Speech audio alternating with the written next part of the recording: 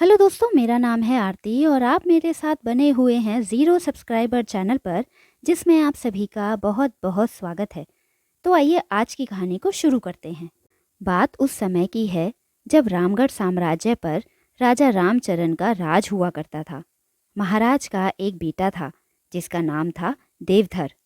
राजकुमार देवधर अब जवान हो चुका था, इसलिए उसके माता पिता को राजकुमार की शादी की चिंता रहने लगी। लेकिन राजकुमार देवधर इन सभी चिंताओं से दूर अपने आप में ही मस्त रहता था। राजकुमार को अलग अलग देशों में यात्राएं करने का बहुत ही शौक था। वह अक्सर समुंदर के रास्ते दूसरे देशों की यात्राओं पर जाया करता था। स्वभाव से राजकुमार बहुत ही दयालु और दूसरों की सहायता करने वाला था। एक बार की बात है जब राजकुमार देवधर फिर से किसी दूसरे देश के लिए समुद्री यात्रा पर जाने वाला था, तब उसकी माँ ने उसके पास आकर कहा, बेटा, आज फिर से तुम एक नई यात्रा पर जा रहे हो। आखिर कब तक तुम इस तरह से यात्राएं करते रहोगे? मुझे तो हमेशा तुम्हारी चिंता लगी रहती है। मैं नहीं चाहती कि अब तुम और यात्राएं करो। राजकुमार कहने लगा, माँ, आप बिल्कुल भी चिंता मत कीजिए। मुझे कुछ भी नहीं होगा और मैं जल्दी ही आपके पास वापस आ जाऊंगा। तब रानी कहने लगी, बेटा, अब तुम बड़े हो गए हो। मुझे लगता है तुम्हें अब अपने कर्तव्य का पालन करना चाहिए। राजकुमार ने कहा, माँ, आपको क्या लगता है, क्या हमसे कोई भूल हो गई है? मैंने कौन से कर्तव्य का पालन नहीं किया? तब रानी कहने लगी, बेटा, मेरा मतलब ये नहीं था। मैं तो बस इतना कहना चाहती हूँ कि तुम्हें अब शादी कर लेनी चाहिए और इस साम्राज्य को संभालना चाहिए। राजकुमार ने कहा, माँ, मुझे अभी कोई राजकुमारी नहीं मिली। जिस दिन मुझे अपने लायक राजकुमारी मिल जाएगी, उस दिन मैं शादी भी कर लूँगा। भगवान ने चाहा तो इस बार शायद मैं अपनी मनपसंद राजकुमारी के साथ ही वापस लौटूंगा। इतना कहकर राजकुमार और रानी दोनों ही हंसने लगे। रानी कहने लगी, बेटा, तुम्हारी यात्रा मंगलमय हो और तुम जल्दी ही वापस लौटो, क्योंकि मैं चाहती हूँ कि तुम इस बार अपनी राजकुमारी के साथ ही लौटो और फिर इस राज्य को संभालो। इसके बाद देवधर ने अपने माता पिता से आज्ञा ली और यात्रा पर निकल पड़ा। लेकिन इस बार किस्मत को शायद कुछ और ही मंजूर था। कुछ दिनों की यात्रा के बाद राजकुमार का समुद्री जहाज एक भयंकर समुद्री तूफान में फंस गया। इसके कारण उसका जहाज पूरी तरह से नष्ट हो गया। जहाज में जितने भी आदमी सवार थे, सब समंदर में गिर गए। परंतु राजकुमार एक लकड़ी के तख्ते को पकड़कर समुद्र में तैरता हुआ एक द्वीप के किनारे पर आ लगा। उस समय देवधर बेहोश हो चुका था। किनारे पर बेहोश पड़े हुए देवधर को कुछ सैनिकों ने देखा और उसे उठाकर महल के कमरे में ले आए। वहां एक वैद्य को बुलाकर देवधर का इलाज किया गया। कुछ समय के बाद राजकुमार देवधर को होश आ गया, परंतु अब उसे कुछ भी याद नहीं आ रहा था कि वो कौन है और इस समय कहाँ पर है। असल बात ये थी कि उसकी याददाश्त अब जा चुकी थी। राजकुमार बिस्तर से उठकर महल में इधर उधर टहलने लगा। टहलते टहलते उसे मंत्री मिला, जो राजकुमार से पूछने लगा, नौजवान, क्या तुम अब ठीक हो? देवधर ने कहा, आप कौन हैं और मैं कहाँ पर हूँ? मंत्री ने कहा, नौजवान, तुम हमें समुद्र के किनारे बेहोश अवस्था में मिले थे। उस समय तुम्हारी हालत बहुत ही खराब थी, इसलिए मैं तुम्हें अपने साथ इस महल में ले आया। अब तुम बताओ कि तुम कहाँ से आए हो और तुम्हारे साथ क्या हुआ था? राजकुमार देवधर ने कहा, मैं कुछ भी नहीं जानता, मुझे कुछ भी याद नहीं आ रहा। देवधर की बात सुनकर मंत्री सोचने लगा कि कहीं ये नौजवान मुझसे झूठ तो नहीं बोल रहा। तब मंत्री ने एक बार फिर से वैद्य को बुलाया तो वैद्य ने कहा, मंत्री जी, इस नौजवान की याददाश्त अब जा चुकी है। मंत्री को राजकुमार देवधर पर दया आ गई और वह राजकुमार से कहने लगा, ठीक है नौजवान, जब तक तुम स्वस्थ नहीं हो जाते तुम इस महल में रह सकते हो, लेकिन एक बात बताओ कि मैं तुम्हें किस नाम से पुकारूंगा? राजकुमार देवधर ने कहा, आपको जो भी नाम ठीक लगे आप मुझे पुकार सकते हैं। मंत्री थोड़ी देर विचार करने के बाद कहने लगा, मैं तुम्हारा नाम सागर रखता हूँ क्योंकि तुम मुझे समुद्र के किनारे मिले थे। राजकुमार देवधर ने कहा, ठीक है, आज से मेरा नाम सागर ही होगा।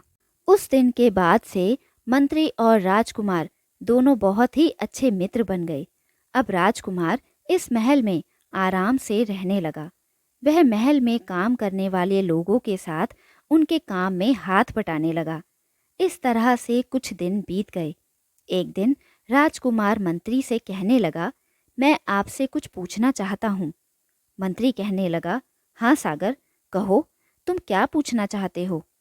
राजकुमार देवधर ने कहा, मैं इतने दिनों से इस महल में रह रहा हूँ, परंतु मैंने आज तक इस महल में ना तो कोई राजा या रानी को देखा और ना ही राजकुमार या राजकुमारी को देखा।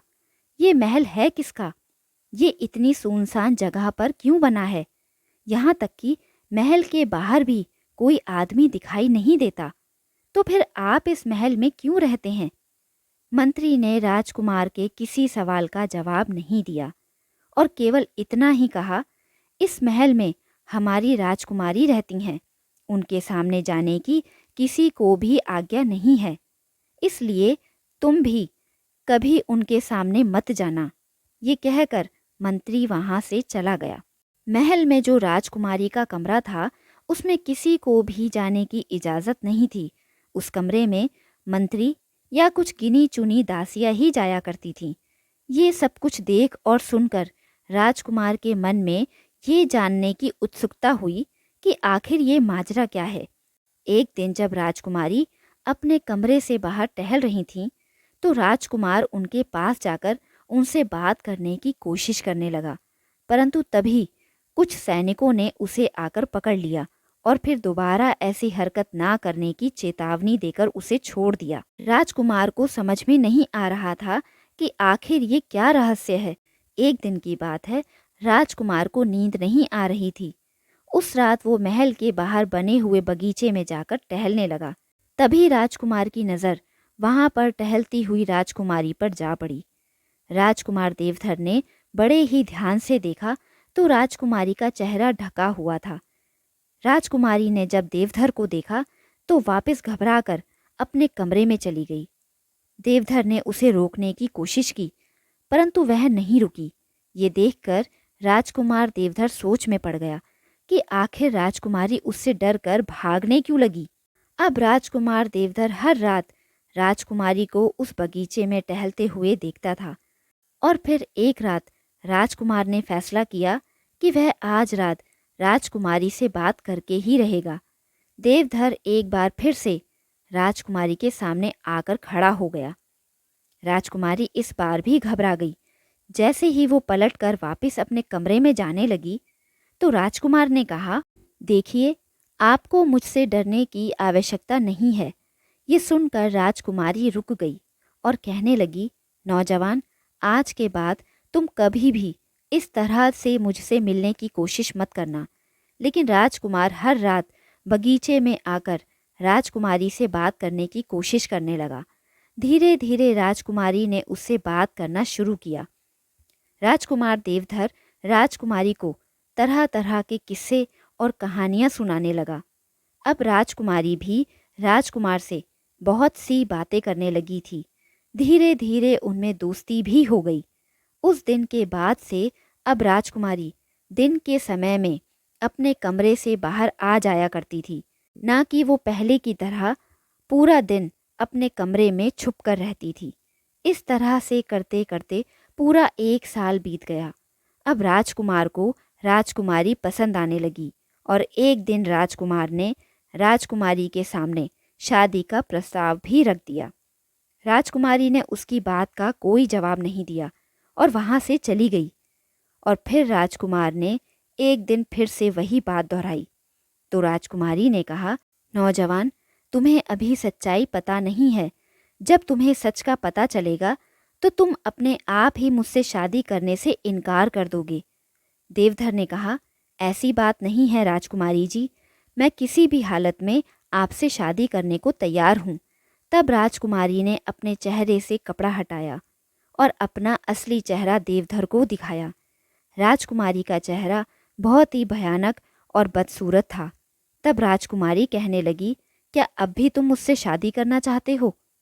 राजकुमार ने कहा, हाँ राजकुमारी, मैंने आपसे पहले ही कहा था कि जैसे भी हालात हों मेरा फैसला नहीं बदलेगा। राजकुमार देवधर की आंखें भर आईं। वह पूछने लगा, आखिर ये सब कैसे हुआ?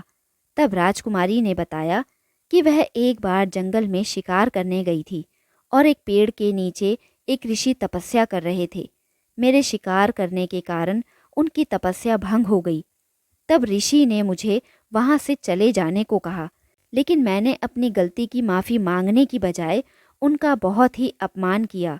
गुस्से में आकर ऋषि ने मुझे श्राप दे दिया कि मैं बहुत ही ज़्यादा बदसूरत हो जाऊं, क्योंकि मुझे अपनी सुंदरता पर बहुत ही घमंड था। इसके बाद मैं अपने राज्य में नहीं रुकी। मैंने अपने पिताजी से कहा कि मैं बिल्कुल अकेले रहना चाहती हूँ और कभी भी किसी के सामने आना नहीं चाहती। इसलिए मैं सबसे दूर इस सुनसान द्वीप पर आकर रहने लगी। राजकुमार ने पूछा, तो क्या इस श्राप को तोड़ने का कोई रास्ता नहीं है? राजकुमारी कहने लगी, नौजवान, रास्ता तो है, लेकिन बहुत ही कठिन है। यहाँ से कई मील दूर नीलगिरी पर्वत को पार करने के बाद प्रतापगढ़ नाम का एक राज्य है, जहाँ राजा दुर्जन सिंह नाम के एक दुष्ट राजा का शासन है। उसके शाही बगीचे में चंद्रबूटी नाम की एक औषधि है, जिसका काढ़ा पीने से मेरी ये बदसूरती ठीक हो सकती है। लेकिन कठिनाई ये है कि उस दुष्ट राजा ने अपने शाही बगीचे में एक बहुत ही खूंखार और खतरनाक किस्म का पहरेदार रखा हुआ है। उस पहरेदार के रहते हुए बगीचे में प्रवेश करना संभव नहीं है, क्योंकि वह किसी जल्लाद से कम नहीं है। आज तक जितने भी लोगों ने उस बगीचे में जाने की कोशिश की, वह उस जल्लाद पहरेदार के हाथों मारे गए, और अब मैं नहीं चाहती कि तुम भी उसका शिकार हो जाओ। राजकुमार देवधर ने कहा, राजकुमारी जी, आप इस बात की चिंता मत कीजिए। मैं अवश्य ही आपके लिए उस बगीचे से चंद्रबूटी ले आऊँगा। आप केवल मुझे उस बूटी की पहचान बताइए। तब राजकुमारी ने देवधर को चंद्रबूटी नाम के उस पौधे की पहचान बताई कि वह किस रंग का होता है और देखने में कैसा दिखता है। सारी जानकारी लेने के बाद राजकुमार नीलगिरी पर्वत के पार प्रतापगढ़ के लिए रवाना हो गया।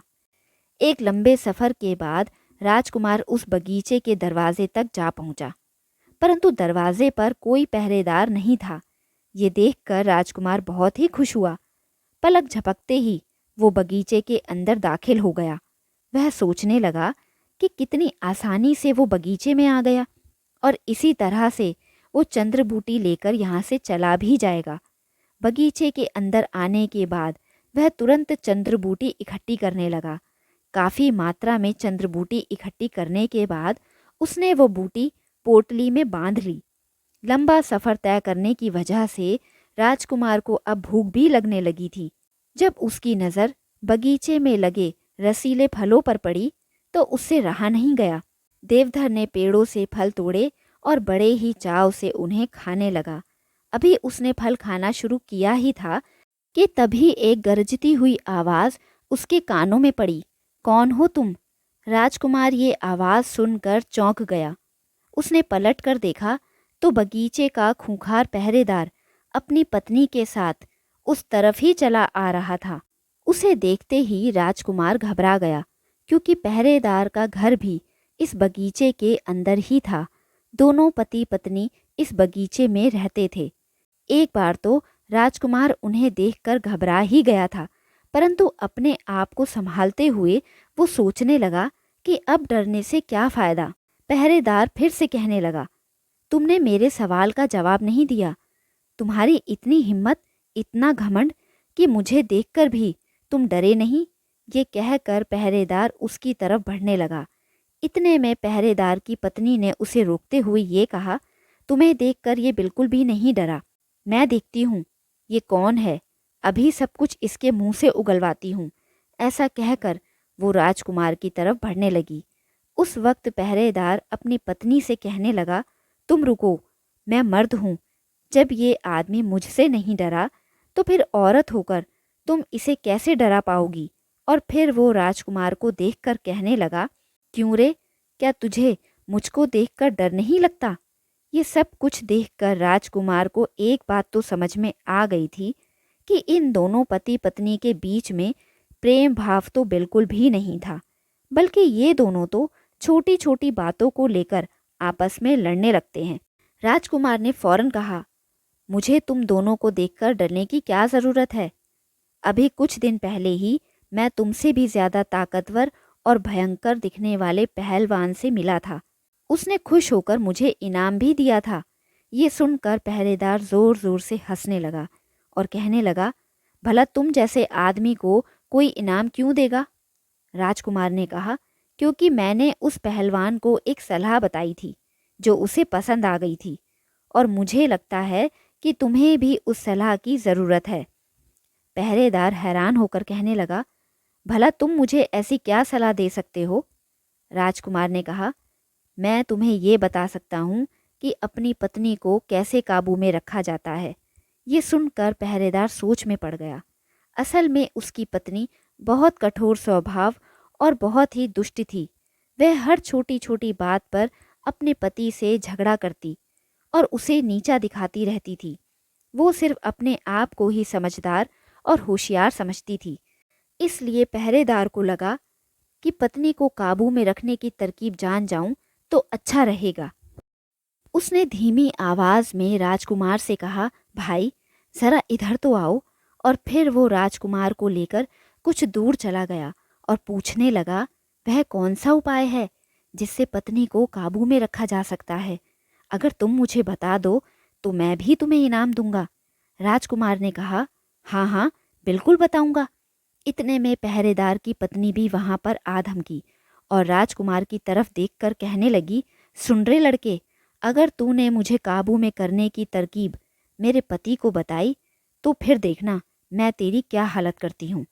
ये कहते हुए वो राजकुमार को पकड़ने के लिए लपकी।